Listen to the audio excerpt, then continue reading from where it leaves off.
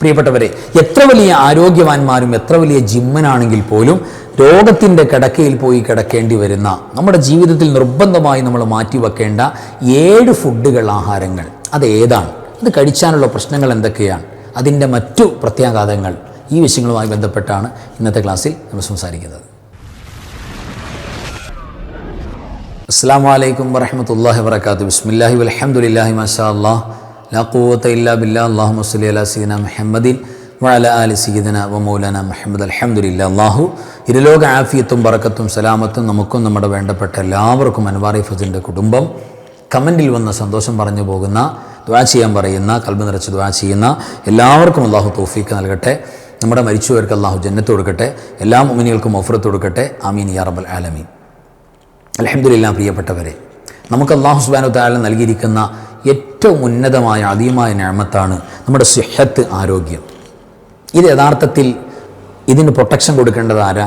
നമ്മുടെ ആരോഗ്യം സംരക്ഷിക്കേണ്ടത് നമ്മുടെ മറ്റുള്ളവരോ നാട്ടുകാരോ അല്ല, നമ്മൾ തന്നെയാണ്.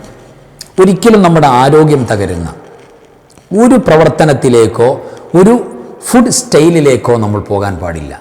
നമ്മൾ വിവേകത്തോടുകൂടെ പ്രവർത്തിക്കണം. കാരണം രോഗങ്ങൾ വന്നു പോയാൽ നമ്മൾ ഉദ്ദേശിക്കുന്ന തരത്തിൽ അതിനെ നമുക്ക് ഒരുപക്ഷെ പിടിച്ചാൽ കിട്ടിക്കൊള്ളണമെന്നില്ല. നമ്മുടെ കയ്യിൽ നിന്ന് വഴുതി പോകും. പിന്നെ ആ കിടന്ന കിടപ്പിൽ നമ്മളിങ്ങനെ ആലോചിക്കും, പടച്ചോനെ ഇതൊരു 10 കൊല്ലം മുമ്പേ ആലോചിച്ച് നന്നാക്കേണ്ടതായിരുന്നു എന്ന് തോന്നിപ്പോകും.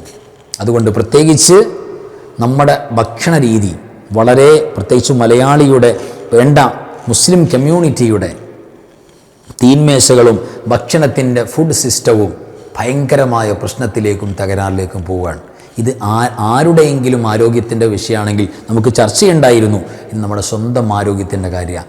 നമ്മൾ മാത്രം ഇതിൻ്റെ ഫലം അനുഭവിക്കുകയും ഇതിൻ്റെ ഫലക്കേട്, ഇതിൻ്റെ വേദന, രോഗത്തിൻ്റെ പ്രയാസം നമ്മൾ മാത്രം അനുഭവിക്കണം.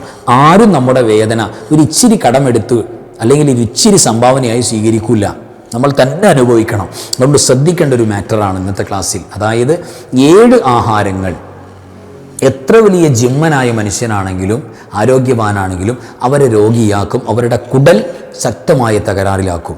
എന്ന് പറഞ്ഞാൽ അവരെ പിന്നെ ഒന്നിനും കൊള്ളൂലാത്ത അവസ്ഥയിലേക്ക് വരും. 7 ആഹാരങ്ങൾ, അത് നിർബന്ധമായി നമ്മൾ കഴിക്കാൻ പാടില്ലാത്ത ആഹാരങ്ങളാണ്. ഏതാണ് ആഹാരങ്ങൾ? അവിടെ ശ്രദ്ധിച്ചു കൊടുക്കുക. ഫസ്റ്റ് വൺ, ഒന്നാമത്തെ കാര്യം, ഒന്നാമത്തത് പ്രത്യേകിച്ച് മക്കളുടെ കാര്യത്തിലൊക്കെ നമ്മൾ മാതാപിതാക്കൾ പലപ്പോഴും അശ്രദ്ധമാകുന്നതാണ് ഈ ഫുഡിൻ്റെ കാര്യത്തിൽ. അവർ നമ്മുടെ കൺമുന്നിൽ തന്നെ വെച്ച് രോഗിയാകുന്നൊരവസ്ഥ ഉണ്ടാവും. കൊച്ചു പ്രായത്തിലെ ആ ഒരവസ്ഥയിലേക്ക് പോകരുത്. നമ്മൾ വളരെ ആലോചിക്കണം. ഇത് നമ്മൾക്ക് വിവേകമുണ്ടല്ലോ, ബുദ്ധിയുണ്ടല്ലോ, ആലോചിച്ച് തന്നെ പ്രിയപ്പെട്ടവരെ നമ്മളിത് കൈകാര്യം ചെയ്യണം. ഒന്നാമത്തെ നോക്കാം. ഒന്നാമത്തെ ആഹാരം നമ്മൾ മാറ്റിവെക്കേണ്ട അല്ലെങ്കിൽ ഒരിക്കലും കഴിക്കാൻ പാടില്ലാത്ത ഒന്നാമത്തെ ഫുഡ്, ധാരാളം ക്രീമുകൾ ആഡ് ചെയ്തുകൊണ്ടുള്ള കേക്കുകളൊക്കെ ഉണ്ടാവും.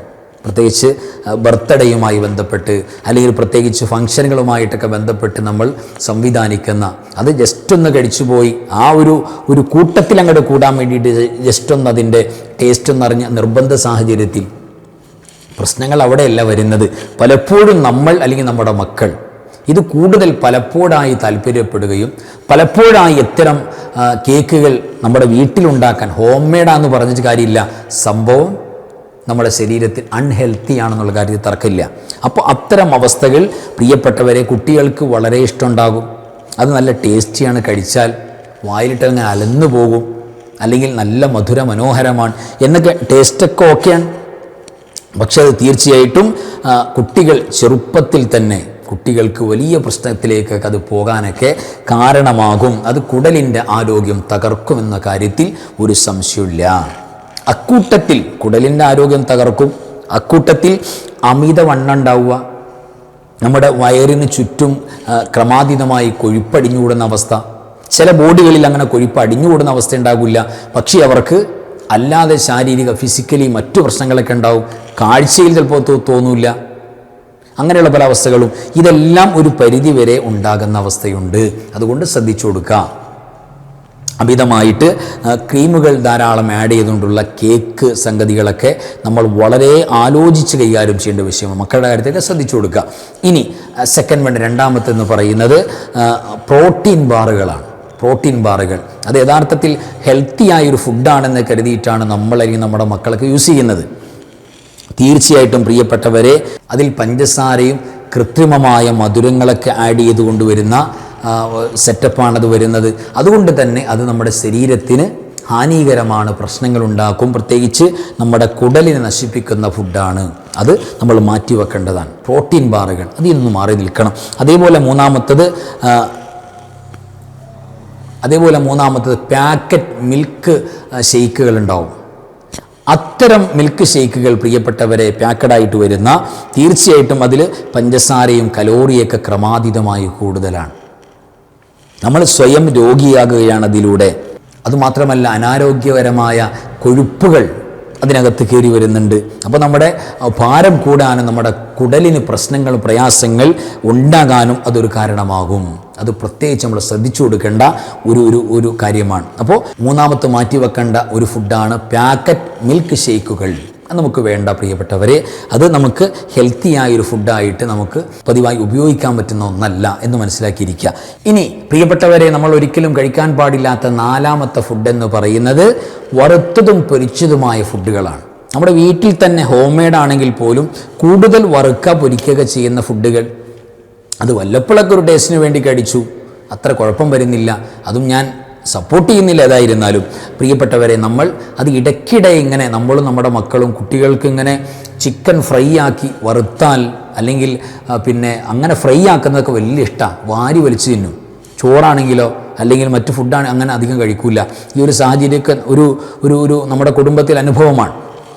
തീർച്ചയായിട്ടും അത് വലിയ വില കൊടുക്കേണ്ടി വരുന്നൊരു കേസാണ്. ഇതിൽ വരുന്ന പ്രശ്നങ്ങൾ എവിടെയാണ്? എണ്ണ ശരിയല്ലാത്തൊരവസ്ഥ ഉണ്ടാകും. പലപ്പോഴും നമ്മൾ നമ്മുടെ വീട്ടിൽ ശുദ്ധമായ വെളിച്ചെണ്ണയിൽ തന്നെയാണെങ്കിൽ പോലും ആ വെളിച്ചെണ്ണ ഒരു സ്മോക്ക് വരുന്ന, പുക വരുന്ന തരത്തിൽ കൂടുതൽ അതിനെ വറുക്കാൻ വേണ്ടിയിട്ട് ചൂടാക്കുന്നൊരവസ്ഥ, അത് അൺഹെൽത്തിയാണ്. വെളിച്ചെണ്ണ അങ്ങനെ ഒരു പരിധി വിട്ട് ചൂടാക്കാൻ തന്നെ പാടില്ല. ഇത്തരം ഫ്രൈ ഒക്കെ ആക്കുമ്പോൾ, പൊരിക്കുമ്പോൾ, വറുക്കുമ്പോഴൊക്കെ കൂടുതൽ അത് ചൂടാക്കേണ്ട അവസ്ഥയിലേക്കും അതിൻ്റെ ഹെൽത്തി ആയിട്ടുള്ള ഗുണങ്ങളെല്ലാം നഷ്ടപ്പെട്ട് അൺഹെൽത്തി ആയിട്ട് മാറും. അത് നമ്മൾ ഹോം മെയ്ഡ് ആണെങ്കിൽ, വീട്ടിൽ തന്നെ ആണെങ്കിൽ പോലും, പ്രത്യേകിച്ച് പുറത്തുനിന്നൊക്കെ ആകുമ്പോൾ ഒരുപക്ഷെ നിലവാരം കുറഞ്ഞ എണ്ണകളാണെങ്കിൽ വലിയ പ്രശ്നമാകും. ഇപ്പോൾ വെളിച്ചെണ്ണയില്ലാത്ത മറ്റു നിലവാരം കുറഞ്ഞ എണ്ണകളൊക്കെ ആകുമ്പോൾ അതിൻ്റെ പ്രയാസം ഉണ്ടാകും. പ്രത്യേകിച്ച് റീഹീറ്റ് ചെയ്യപ്പെടുന്ന എണ്ണകൾ, അത്തരം പിന്നെ എണ്ണകളിലാണ് ഈ ഭക്ഷണ പദാർത്ഥങ്ങൾ, ഈ ഫുഡ് ഐറ്റംസ്, ഈ വറപൊരി ഐറ്റംസ് എല്ലാം പ്രിപ്പയർഡ് ചെയ്യുന്നതെങ്കിൽ ഭയങ്കരമായ പ്രശ്നം ഉണ്ടാകും. ക്യാൻസറൊക്കെ നമ്മൾ കാശ് കൊടുത്ത് വാങ്ങുന്നത് പോലെയാണ്. അത്തരം പ്രശ്നങ്ങൾ വളരെ ശ്രദ്ധിച്ച് കൈകാര്യം ചെയ്യണം. അത് നമ്മൾ മാറ്റിവെക്കേണ്ട ഒരു ഫുഡാണ്. ഈ അഞ്ചാമത്തത് എനർജി ഡ്രിങ്കുകളാണ്. നമ്മൾ പെട്ടെന്ന് ശരീരം ഒന്ന് എനർജി ആകാൻ വേണ്ടിയിട്ട് നമ്മൾ പലപ്പോഴും വാങ്ങി കഴിക്കുന്ന അത്തരം ഉന്മേഷം കിട്ടാൻ വേണ്ടി കഴിക്കുന്ന വെള്ളങ്ങളുണ്ടല്ലോ, പാനീയങ്ങൾ, അത് വലിയ ഭീമമായ അബദ്ധത്തിലേക്കും നമ്മളെ ചെറുപ്പത്തിലെ കുട്ടികളെ പ്രമേഹ രോഗിയാക്കുന്ന, കിഡ്നി തകരാറിലാക്കുന്ന, ലിവർ പ്രയാസത്തിലാക്കുന്ന വലിയ പ്രശ്നത്തിലേക്ക് പ്രിയപ്പെട്ടവരെ പോകും. പലപ്പോഴും നമ്മൾ എനർജിക്ക് വേണ്ടി കുടിക്കുന്നത് ആജീവനാന്തം നമ്മുടെ സകല എനർജിയും നഷ്ടപ്പെടുന്ന തരത്തിലേക്ക് നമ്മളെ രോഗിയാക്കും. അതിലടങ്ങിയിരിക്കുന്ന അമിതമായ പഞ്ചസാര ആലോചിച്ച് നോക്കണം. നമ്മൾ ചെറിയൊരു ബോട്ടിലാണ് കുടിക്കുന്നത്, അതിനകത്ത് എത്രയാണോ പഞ്ചസാര ആഡ് ചെയ്തിരിക്കുന്നതെന്ന് നമുക്ക് ലൈവായിട്ട് കാണാൻ പറ്റുന്നില്ല. നോക്കിയാൽ അറിഞ്ഞുകൂടാ, അത് അലിഞ്ഞുപോയി. യഥാർത്ഥത്തിൽ ചേർക്കുന്നതിന് മുമ്പ് നമ്മളത് കണ്ടാൽ അത്ഭുതപ്പെട്ടു പോകും. പടച്ചവനെ, അല്ലാഹുവേ, ആലോചിച്ച് നോക്കണം. അതുകൊണ്ട് അബദ്ധത്തിൽ നമ്മൾ പെടാൻ പാടില്ല. അതിൽ കഫീൻ കണ്ടൻറ്റ് കൂടുതലായിട്ട് വരും. അതുകൊണ്ടൊക്കെ വലിയ ആരോഗ്യ പ്രശ്നങ്ങൾ പ്രിയപ്പെട്ടവരെ ഉണ്ടാകും. നമ്മുടെ കുടലിന് സാരമായ പ്രയാസത്തിലേക്കൊക്കെ പോകും. അപ്പോൾ അത് നമ്മൾ ആവർത്തിക്കുന്ന, അല്ലെങ്കിൽ അതുമായിട്ട് ഇഷ്ടപ്പെടുന്ന ഒരു വീക്ക്നെസ് നമുക്ക് വന്ന പ്രശ്നമാണ്. ശ്രദ്ധിച്ചു കൊടുക്കണം. നമ്മുടെ മക്കൾ ഒരു 40 കഴിയുന്നതിന് 40ഓടുകൂടെ രോഗിയാകുന്നത് ലൈവായിട്ട് നമ്മൾ കാണേണ്ടി വരും. ഒരിക്കലും അത്തരം അവസ്ഥയിലേക്ക് പോകാൻ പാടില്ല. ആറാമത്തെ നമ്മൾ മാറ്റി നിർത്തേണ്ട ഒരു ഫുഡിൽപ്പെട്ടതാണ് ഈ ബോബേ ടീ എന്ന് പറയുന്ന, ഇന്ന് ന്യൂജൻ യുവാക്കൾക്കിടയിൽ, നമ്മുടെ കൂട്ടുകാർക്കിടയിൽ ഒരു ട്രെൻഡായിട്ട് മാറിയിട്ടുണ്ട്. ബോബ ടീ എന്ന് പറയുന്ന ബോബ ചായ, അത് തായ്വാനിൽ നിന്നും ഉത്ഭവിച്ച ഒരു ചായയാണ്. എന്താ അതിൻ്റെ പ്രത്യേകത? അത് സാധാരണ ചായ അല്ലെങ്കിൽ പാൽ ചായ അല്ലെങ്കിൽ ഫ്രൂട്ട് ജ്യൂസുകൾ, അതിലേക്ക് ഐസും അതേപോലെ തന്നെ ഈ ബോബ എന്ന് പറയുന്ന ഒരു പ്രൊഡക്റ്റ് ഉണ്ട്. അതായത് പിന്നെ ഉരുണ്ടിരിക്കുന്ന മണി പോലത്തെ സംഗതി, അത് അതിലേക്ക് ആഡ് ചെയ്യുകയാണ്. അത് യഥാർത്ഥത്തിൽ ഇത് മരച്ചീനി ഉണ്ടല്ലോ, മരച്ചീനി കപ്പ, ആ കപ്പയുടെ അന്നജം ഉപയോഗിച്ചുണ്ടാക്കുന്നതാണ് എന്നാണ് പറയുന്നത്. ഏതായിരുന്നാലും ഈ ഒരു ബോബ ടീ തയ്യാറാക്കുമ്പോൾ, അത് കുടിക്കുമ്പോൾ അതിലൂടെ ഉണ്ടാകുന്ന അമിതമായ മധുരത്തിൻ്റെ, പഞ്ചസാര അമിതമായി ആഡ് ചെയ്യുന്നതിൻ്റെ, അതേപോലെ തന്നെ ഷുഗർ കണ്ടൻറ്റ് കൂടുതലാണ്. അത് പ്രമേഹം നമുക്ക് ക്രമാതീതമായി വരാനും ഉള്ളത് അധികരിക്കാനും പ്രശ്നത്തിലേക്ക് പോകാൻ കാരണമാകും. ശരീരം ഭാരം കൂടാനും പ്രസക്തമായ കാരണമാണ്. അതേപോലെ തന്നെ ദഹനം തകരാറിലാക്കാനും കാരണമാകും. അമിതമായി കഫീൻ്റെ കണ്ടന്റ് അടങ്ങുന്നത് കൊണ്ട് അതിലൂടെ പ്രശ്നങ്ങൾ, അലർജി ഉണ്ടാകാനൊക്കെ കാരണമാകും. വലിയ പ്രശ്നത്തിലേക്ക് പോകും. നമ്മളൊരു ട്രെൻഡായിട്ട് എങ്ങനെ ഉപയോഗിക്കുകയാണ്, പക്ഷേ ഇത് ഉള്ളിൽ ചെന്നിട്ട് റിയാക്ട് ചെയ്യുന്ന എങ്ങനെയാണ് നമ്മൾ അറിഞ്ഞുകൂടാ. അത് ക്രമാതീതമായ പ്രശ്നത്തിലേക്ക് താമസം വിനാ ചെന്ന് ചേരും. അതും ശ്രദ്ധിക്കേണ്ട ഒരു കാര്യമാണ്. ഇനി ഏഴാമത് മാറ്റി നിർത്തേണ്ട ഫുഡ് പാക്കഡ് സ്നാക്സുകളാണ്. പ്രത്യേകിച്ച് ഈ ഫാസ്റ്റ് ഫുഡ്, വറപൊരി പാക്കുകൾ. അത് എന്തു തന്നെ, എത്ര ശുദ്ധമായ സംഗതി എങ്ങനെയൊക്കെയാണെങ്കിലും ഒരു വറപൊരി ഐറ്റംസിലേക്ക് നമ്മൾ അതിനെ പാകപ്പെടുത്തുമ്പോൾ അതിൻ്റെ ഗുണങ്ങളും ന്യൂട്രിയൻസൊക്കെ നഷ്ടപ്പെടുമെന്ന് മാത്രമല്ല, നമ്മുടെ ശരീരത്തിന് സാരമായ, നമ്മുടെ ഹെൽത്തിനെ ബാധിക്കുന്ന വലിയ അപകടത്തിലേക്ക് പോകും. പ്രത്യേകിച്ച് നമ്മൾ നേരത്തെ പറഞ്ഞിട്ടുണ്ടല്ലോ, അതിൽ യൂസ് ചെയ്യുന്ന എണ്ണകളുടെ അവസ്ഥ അറിഞ്ഞുകൂടാ. റീഹീറ്റ് ചെയ്യപ്പെടുന്നുണ്ടോ അറിഞ്ഞുകൂടാ. നിലവാരം കുറഞ്ഞതാണോ, ഇതൊന്നും നമുക്ക് അറിഞ്ഞുകൂടാ. അമിതമായ സാൾട്ട് ചേർക്കുന്നുണ്ട്. ഈ പാക്കറ്റ് ഇത്തരം ഫുഡുകളിലൊക്കെ അമിതമായ സാൾട്ട് ചേർക്കുന്നുണ്ട്. അതേപോലെ തന്നെ പ്രിസർവേറ്റീവുകൾ വലിയ പ്രശ്നമായിട്ട് വരുന്നുണ്ട്. അത് കുട്ടികളുടെ ശരീരഭാരം കൂടാനൊക്കെ കാരണമാകും. അവർ അലസന്മാരായിട്ട് മാറും. അപ്പോൾ പ്രിയപ്പെട്ടവരെ, എത്ര ഹെൽത്തി ആയിട്ടുള്ള ആളുകളും വളരെ പെട്ടെന്ന് എത്ര ജിമ്മന്മാരും രോഗിയായി കിടക്കയിലേക്ക് പോകുന്ന, അല്ലെങ്കിൽ അവരെ കുളിച്ചു കൊണ്ടുപോകുന്ന, നിർബന്ധമായും നമ്മൾ മാറ്റിവെക്കേണ്ട 7 ഭക്ഷണങ്ങളെക്കുറിച്ചാണ് പറഞ്ഞത്. ഇതെല്ലാം വികാരം നിയന്ത്രിച്ച് വിവേകത്തോടുകൂടെ ഇതുമായിട്ടൊക്കെ നമ്മൾ ബന്ധപ്പെടണം, സൂക്ഷിക്കണം എന്ന് പ്രിയപ്പെട്ടവരെ എൻ്റെ നഫ്സിനോട് നിങ്ങളോട് ഓർമ്മപ്പെടുത്തുകയാണ്. അല്ലാഹു സുബ്ഹാനഹു വ തആല ഹലാൽ കഴിക്കാനല്ല പറഞ്ഞത്, ഹലാലൻ ത്വയ്യിബ എന്നാണ് ഖുർആൻ പറഞ്ഞത്. ഹലാലായ മാത്രം പോരാ, അത് അത്യാവശ്യം നല്ല പ്യൂറാകണം. അതായത് അത് ഹെൽത്തി ആകണം. ആ ഫുഡ് അൺഹെൽത്തി ആകാൻ പറ്റില്ല. ഇതാണ് ഖുർആനിൻ്റെ ഭാഷ്യം. അത് കൃത്യമായിട്ട് മനസ്സിലാക്കി നമ്മുടെ ആരോഗ്യത്തിൻ്റെ മൂല്യം രോഗം വരുന്നതിന് മുമ്പ്, രോഗിയാകുന്നതിന് മുമ്പ് മനസ്സിലാക്കി തന്നെ നമ്മൾ മുന്നേറണം. അള്ളാഹു നമ്മുടെ ആരോഗ്യം അതിലെല്ലാം ബറക്കത്ത് പ്രദാനം ചെയ്യട്ടെ. നമ്മുടെ ജീവിതത്തിൽ ഒഴിവാക്കേണ്ടത് മുഴുവനും വിവേകത്തോടെ ഒഴിവാക്കാൻ അള്ളാഹുവിൻ്റെ സഹായം ഉണ്ടാകട്ടെ. ആമീൻ യാ റബ്ബൽ ആലമീൻ. വാഹിറു കലാമി അൽഹംദുലില്ലാഹ്. അസ്സലാമു അലൈക്കും വറഹ്മത്തുള്ളാഹി വബറകാതുഹു.